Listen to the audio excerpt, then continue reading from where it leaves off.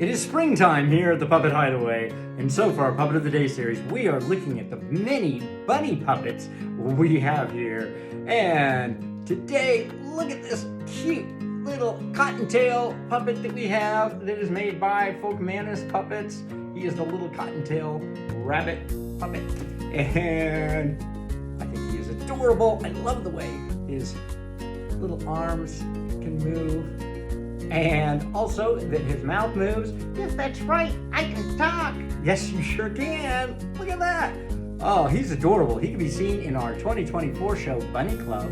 And he can also be seen in our 2022 show, Bunny Party. Yay! So please keep watching the Puppet Hideaway to see more bunnies.